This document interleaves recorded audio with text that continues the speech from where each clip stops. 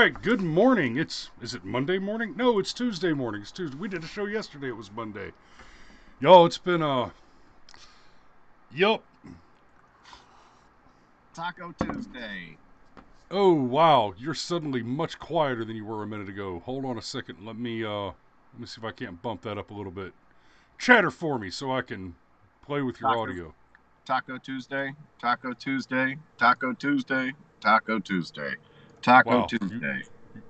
you need more creative and interesting banter. All right, so Taco Tuesday. What are we going to talk? What are we going to talk about today? We're talking about Oh, I love it. So Tim Pool did a video about this topic, and his is entitled something. Oh, here I've got it pulled up over here. Leftist cities that defund police nuked by Trump. DOJ calls out Democrat-run anarchist jurisdictions. I love the language. I love that language. So, anarchist jurisdictions. Let's talk about that. So here's what the let's read the memorandum. I know I'll read it to you, Cameron, and I'll even crank up the scale a little bit so y'all can see it at home. Okay, so Memorandum on reviewing funding to state and local government recipients that are permitting anarchy, violence, and destruction in American cities, issued on September 2nd, 2020. Memorandum for the Attorney General, the Director of the Office of Management and Budget. Subject, reviewing funding to state and local government receipts of federal funds that are permitting anarchy, violence, and destruction in American cities by the authority vested in me as President by the Constitution and the laws of the United States of America. It is hereby ordered as follows. Okay, and we're going to kind of skim through it because you see it's a longer memorandum, but this is at the whitehouse.gov. I'll go ahead and drop a link to that in the description for you guys. But Section 1, policy. It is the policy and purpose of the United States government to protect the lives and property of all people in the United States from unlawful acts of violence and destruction. Without law and order, democracy cannot function. Americans cannot exercise their rights, including their rights to peaceful expression, assembly, and protest. Property is destroyed and innocent citizens are injured or killed. So, it would be an understatement to say that this is a problem. I mean, am I wrong here, Cameron? No, it's a problem. I think these mostly peaceful protests. And I like how the language from some of the lefties has begun to shift. When they're like, well, I mean, yeah, okay, fine, there's violence at these protests, but I mean, Jesus flipped over the tables. And I gotta tell you, that is such a personal pet peeve of mine. You have people that are decidedly, not only are they not Christian, but they look down their nose at Christianity. But then when it's convenient, they're going to invoke Jesus, the magic socialist that wanted health care for everybody and was willing to flip over tables. And it just... Well, I mean, they talked about they compared the crucifixion of Christ to the Black Lives Matter movement in the streets, and I was like, y'all understand that Jesus was crucified after the government, when Pontius Pilate washed his hands. Christ was crucified after the government ceded its authority and responsibility and duty to protect its citizens. It ceded that to the unruly mob, to the lawless, violent mob. Oh, yeah, I mean, let's... Wait. Is George Floyd barbarous? I mean, granted, Barbarous got to live and George Floyd died, but as far as... Was Barbarous a violent drug addict? I don't know that he was a drug addict, but he was not a nice dude. Was he generally an inebriate? I don't know that you can interpret that he was intoxicated from the scriptures, but he was a lifelong criminal with a generally unpleasant disposition. It's part of why Pilate thought, okay, you can have Jesus or you can have Barbarous. He thought he was being clever, you know, like, oh well, surely they'll let Jesus go free before they'll let Barbarous go free. In one of the interpretations of the Passion, there's Barbarous gets brought out and he's dirty and he's dreadlocked and he's almost he's almost acting like a pirate. And then he finds out that he's the one who's going to get to go free, and he's genuinely shocked. But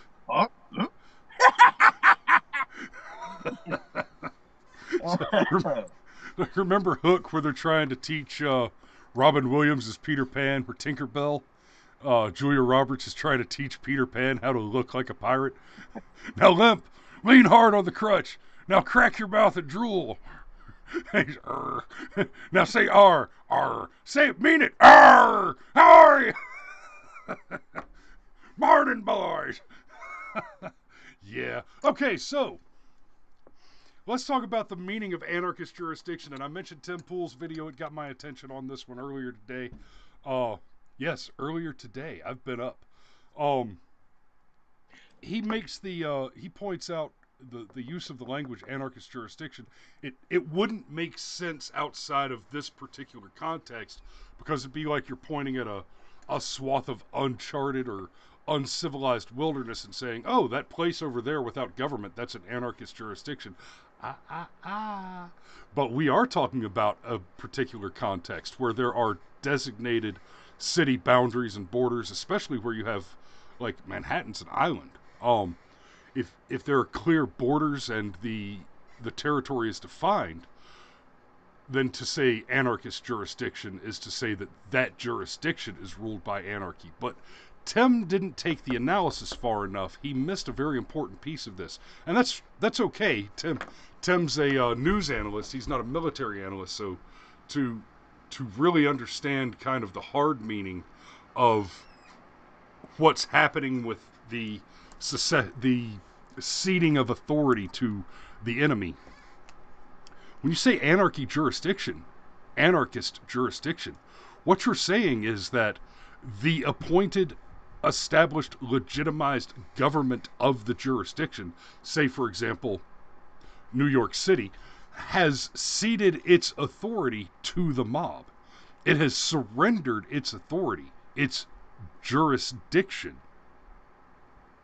to Black Lives Matter and Antifa, and they keep being referred to as anarchists. I don't particularly like that use of the language. Now the phrase anarchist jurisdictions is very powerful and potent. I do like that. But what needs to be understood about these now so-called anarchist jurisdictions, their governance has been handed over to Black Lives Matter and Antifa. This is not dissimilar. It's not quite identical with, but it is not dissimilar to ISIS taking over swaths of the Middle East. An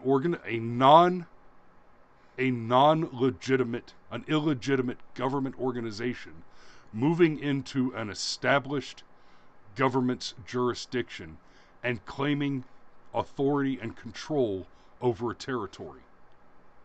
Wait, are you suggesting that ISIS and Black Lives Matter are both racist organizations motivated by a backwards ideology with a fair amount of racism mixed in, and they have... I'm not suggesting it. I'm outright stating that they're similarly funded. You could have let me finish my I could have. Oh, please, go on. No, it's okay. It's lost all potency. Thank you, sir. No. I'll just have to take my shot later. Okay. So go ahead. But let me tag this real quick. It's not just the riots and the violence and everything. This is one of those situations where the virtue signaling has really come back to bite these mayors and governors in the ass, and bite them in the ass hard. I mean, go back to okay, it's totally cool to paint Black Lives Matter in the street. That's fine, even though that happens to be against the law in New York. But if you try and paint over the Black Lives Matter sign in the street, well, now you're the bad guy. So you're literally advertising who you're surrendering your authority to. This group of people is allowed to break the law. This group of people is not allowed to break the law. Well, okay, whoops. I mean, you're making it very clear who the enemy is, who you will not. Who? I guess what I'm trying to say is, they outed themselves. You know, this is that virtue signaling has come back to bite them in the ass. Yeah, and speaking of which, there have been some developments on that. Unfortunately, I don't think Cameron can see, but let me see if I can screen share with him, even though he's on his phone. He might be able to see it well enough. The rest of you are already getting a chuckle out of what I just popped up. Can you see that, Cameron? Yes. Over here, this little fuzzed out bit. Oh, that's an F-bomb. That's an F-bomb. So the New Yorkers have painted F. Cuomo and de Blasio in the middle of one of the streets. Yes, this is a drone shot down. That's two trucks right there, right? They went big rather than, go home. So yeah, the New York is not happy. They're not happy at all right now. So, Governor Nipplering and Mayor Arrogance are. Governor Nipplering, the barbells, man. I mean, dude, do you? But like, but they're a little unpopular with New Yorkers. I knew dudes with nipple rings in my 20s, but come on, guys.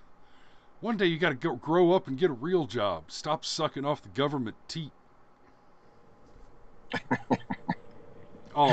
It's high time that we begin regarding all professional politicians as little more than very, very well-paid welfare cases.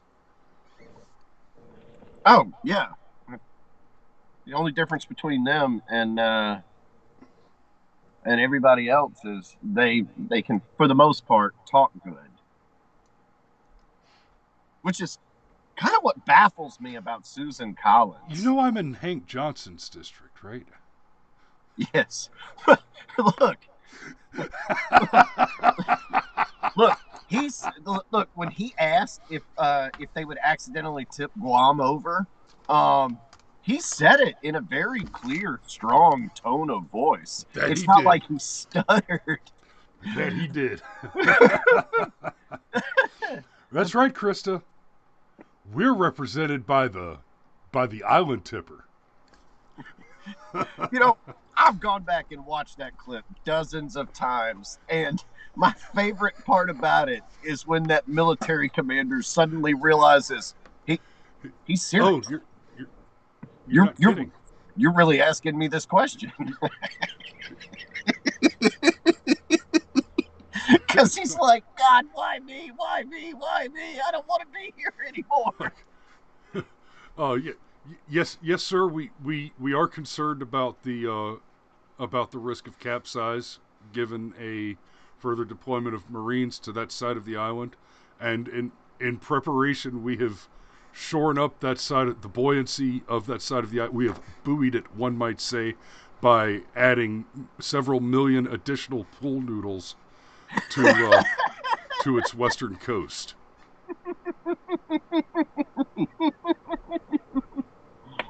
Anyhow, But anarchy zones. I've only got a few more minutes, so let's actually, try and get back on topic. Okay, well then, so they have. No, this is the wrong one. Here it is.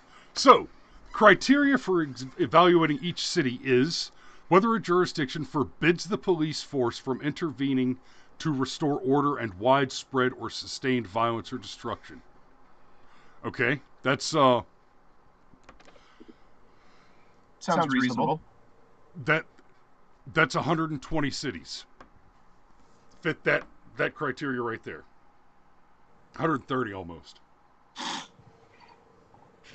Whether a jurisdiction has withdrawn law enforcement protection from a geographical area or structure that law enforcement officers are lawfully entitled to access but have been officially prevented from accessing or permitted to access only in exceptional circumstances, except when law enforcement officers are briefly withheld as a tactical decision intended to resolve safely and expeditiously a specific and ongoing unlawful incident posing an imminent threat to the safety of individuals or law enforcement officers.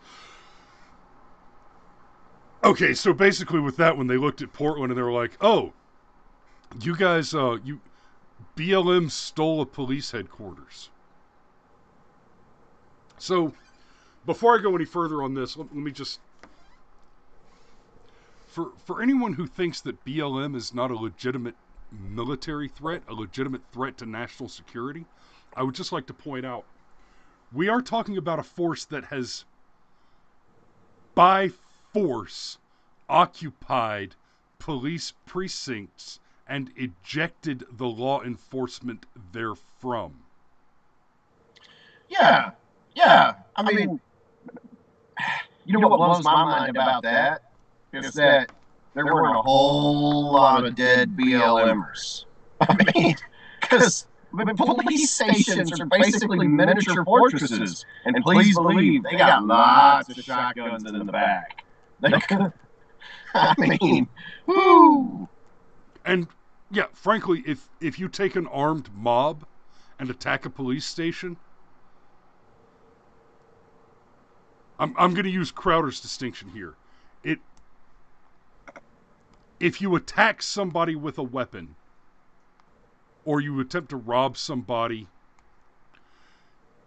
you may not deserve to die, but you have forfeited your right to live. Yes, it's that meme that's like, oh my God, you value your property more than my life? And it's like, apparently you also value my property more than your life. Yeah.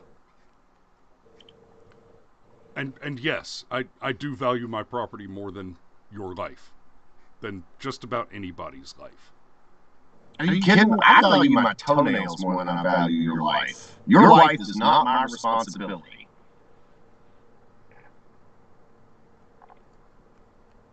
Apparently there's an echo coming from you, Cameron. I don't know if that's your shitty audio because you're using low grade equipment in a bad atmospheric situation, or if nope, audio capture's good. Nope, it's you. You're wrong.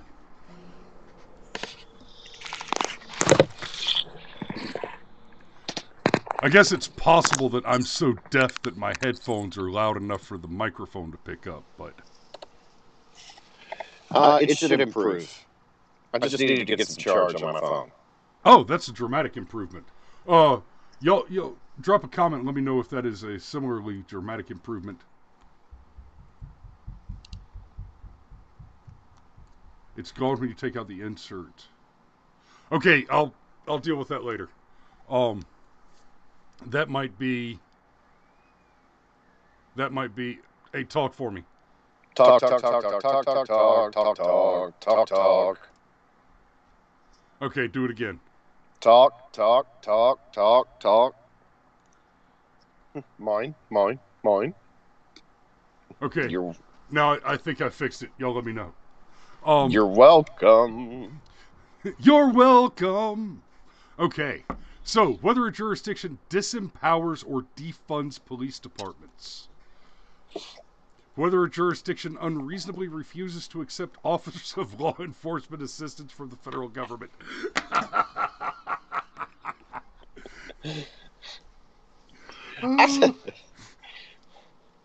You know, there's one thing about Trump, man. Buddy knows how to play the game. He really does. He's got amazing political instincts for somebody that's never held office before. Oh, I'm going to offer to help, and then you say no to my help? Okay. You want to play the fuck you game? We'll play the fuck you game. See, you know, that's the thing. He doesn't have great political instincts. He has great strategic instincts. He's very much treating everything like it's a negotiation over a voluntary contract. That is the thing that I love about this president. He does not treat the government like it's this ephemeral thing over which one has unnecessarily complex philosophical debates. He treats it like it's a contract between voluntary signatories, and that contract is in constant, ongoing negotiation. And when a signatory acts in bad faith, when a signatory violates a contract, then it's time to revisit the terms of the contract. Ada Cox, welcome to the channel. I don't believe I've seen that name before. I hope you, as a new viewer, I do hope you take a moment to subscribe. And but Ada Cox here in the comments says, after reading The Art of the Deal, I understand our president's choices much better. And guys, for anybody who hasn't read The Art of the Deal, there's a good bit of it that's just kind of like, it's almost like the president is just, well, at the time, just the real estate mogul, Donald Trump.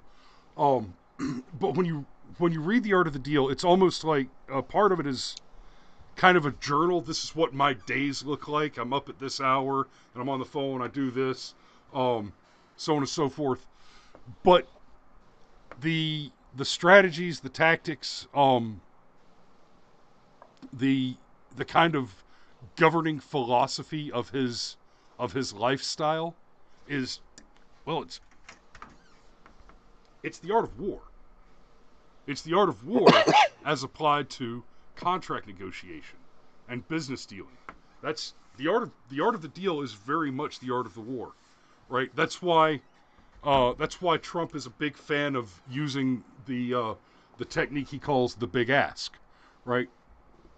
The big ask, in terms of Sun Tzu's Art of War, what he's talking about is the idea that when the enemy appears weak, you should appear strong.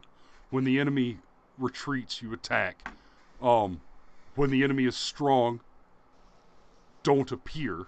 Things like that. So when Trump makes the big ask, it's I'm going to ask for more than you're willing to concede.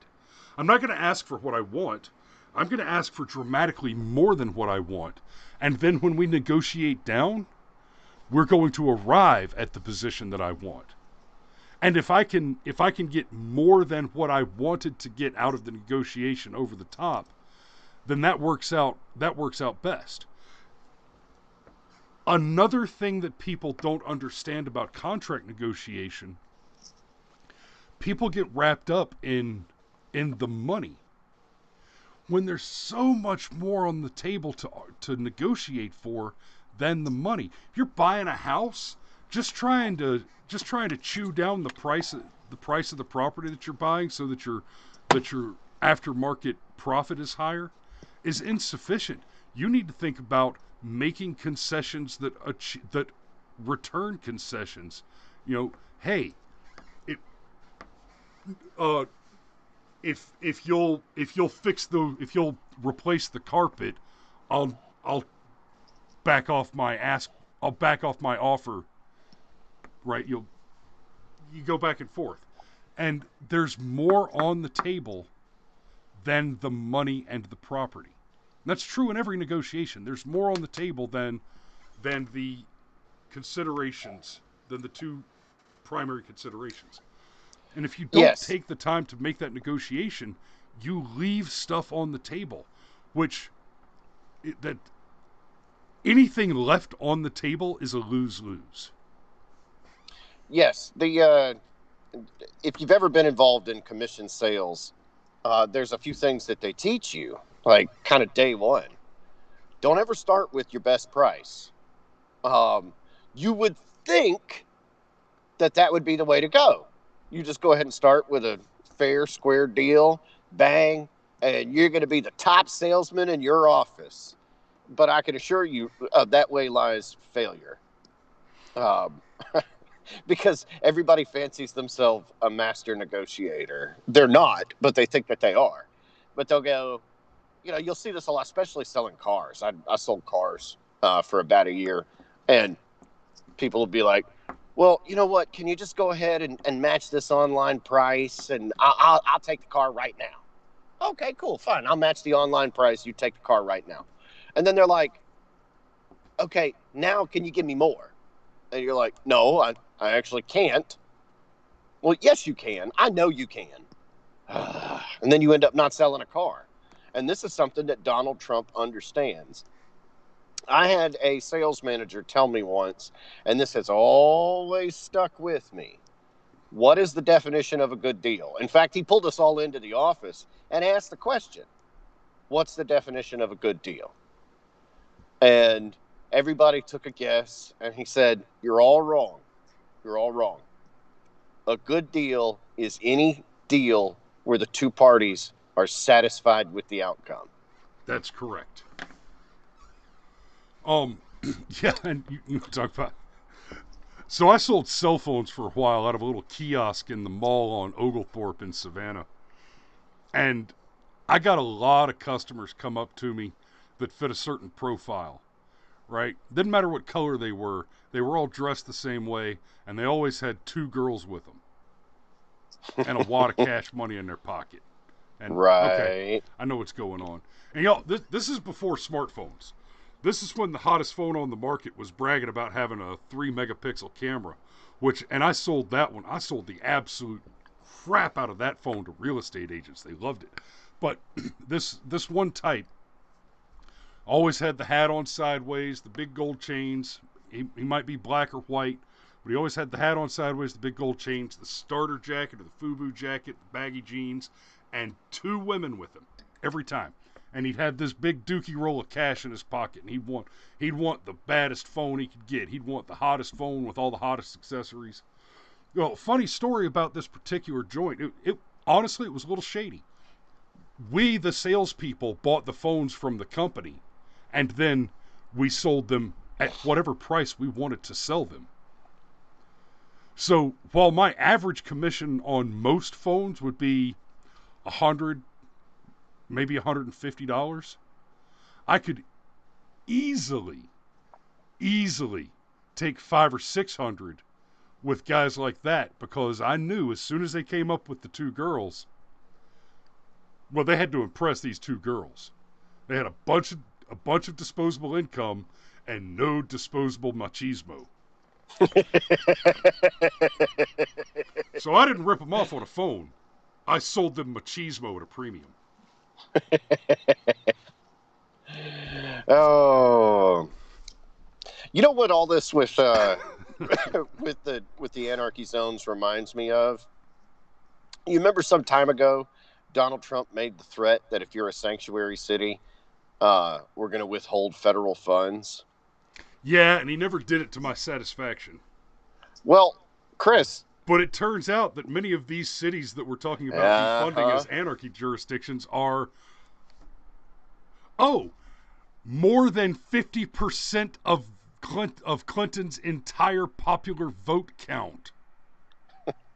Well, not only that, I wonder if that the fact that they actively disincentivize people having state ID for the purpose of voting, and are sanctuary cities actively working to grant the vote to criminal aliens, to, dare I say it, I'm going to use true words, hostile foreign invaders. I wonder if those factors are at all related. Well, we're now in the position to where he's actually going to defund sanctuary cities. I love it. Because that's the other thing that Trump really seems to get, and it's something that businessmen get that politicians don't. Well, okay, politicians do get it, but they're a lot more Saul Alinsky about it. Just because the deal falls through once, or twice, or 3 times, I mean, Trump comes from being a real estate mogul.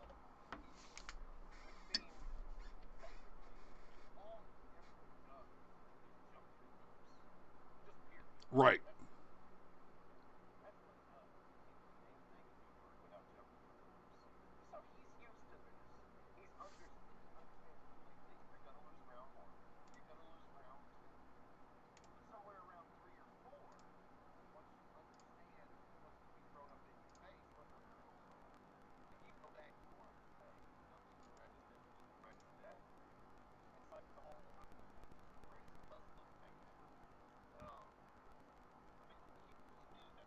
Out the first go round. He knew, and he let it get tossed out so that when it came back to him, he could say, okay, this is what I have to change so that I still get 90% of what I want, and they can't give me an excuse to throw it out.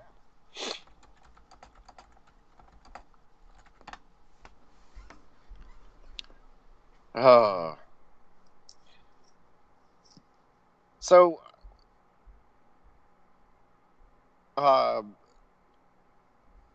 just the I mean, like the yeah, like how seriously I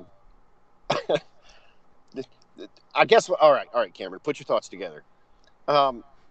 What's the media going to cover? I mean, are they going to cover Orange Man bad because he's defunding cities? Are they going to cover Orange Man bad because of the coronavirus? Are they going to cover Orange Man bad because Ruth Bader Ginsburg was a saint?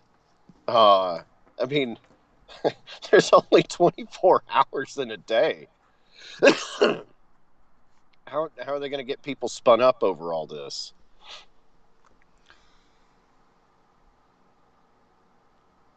Wow, I don't know yet. I mean, they've kind of backed themselves into a corner here. You know? Like, that's what happens when you catch a tiger by the tail. You can't let go. Well, and I mean, one of the problems that the left faces right now is all their martyrs are monsters. George Floyd was a violent criminal.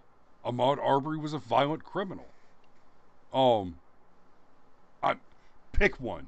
Breonna Taylor, violent criminal. Oh yeah, no, I'm right there with you. Ruth Bader Ginsburg, gun grabbing baby killer. All your martyrs are monsters. Yes. This canonization of Ginsburg, this idea that she was some great feminist icon, she's a monster. She was an anti-freedom, anti-life, anti-American monster. She did not spend her life working through the law to defend your rights. She spent her life working to undermine the Constitution and was very, very clear on her position that the Constitution should be replaced and the U.S. Constitution should be used as a model for what not to do, precisely because it restrained the power of the government too much. Yes. So I just want to ask a quick question, because I am about to have to go because, work. Okay, fine. This is fun, and the anarchy zones, and we're going to cut off funding and everything else. But in practical terms, what does this really do? Do these governors and mayors Do they cut off their nose simply to spite their face? Or do they capitulate and realize they just can't keep playing this game? Oh, they're gonna fold. They're gonna have to fold because federal funding. There will be complaints that the threat to defund the anarchist jurisdictions is a method of election tampering. And if I'm being perfectly fair, it's a reasonable complaint. Now they've earned it. They should. I mean, play stupid games.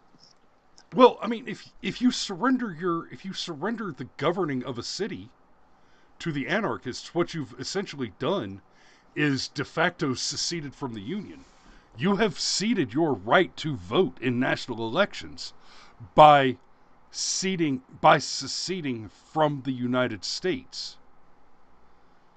Refusing to enforce the law generally across the city of New York is not fundamentally different than allowing the Chaz to exist. No, and law and order, I mean, that is, it's part and parcel to civilized society. It just is. Yeah. Okay, well, brother, I understand you need to go make the donuts. And that you'll be making those donuts out of cockroaches. So that's kind of disgusting. You know, nobody under 30 will get that reference because they'll have never seen that commercial on TV. Well, our audience is generally 30 plus, so except for Alex isn't 30 yet, is he? No, not yet. Alex.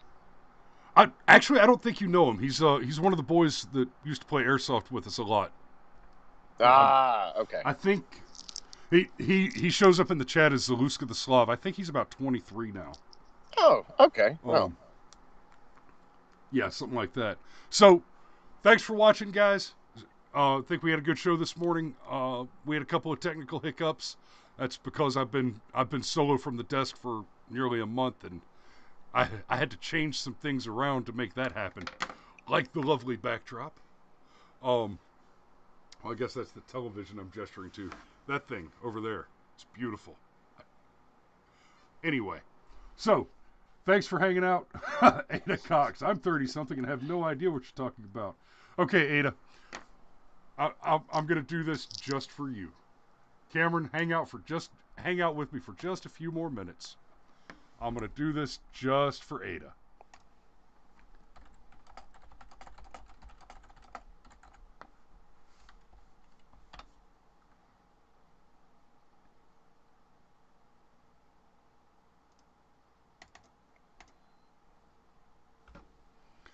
Okay. This is one of dozens of commercials that were done by Dunkin' Donuts like this. Dunkin'. Time to make the donuts. Don't be a chump. Get a decent night's sleep for once. But all the nice folks will want fresh Dunkin' Donuts. It takes a lot of willpower to make Dunkin' Donuts fresh day and night. But we think it's worth it. But we think it's worth it. And you'll think it's worth it. There's something really delicious in this week's newspaper. Look for Dunkin' Donuts money-saving coupon in your local newspaper. So, yeah, they did a whole series of them. Your husband seems rather weary. And they were all based around the basic comedic premise that the poor donut man had to get up so early in the morning that he was always tired, but it was worth it because he was doing it for you. Yes, it was time to make the donuts. And well, you know, making this show is a lot like the donuts in a way. I get up before the donut man almost every day. So, y'all be good. Y'all be safe out there. Cameron, go do you do, and we will see y'all later. Almost certainly tomorrow.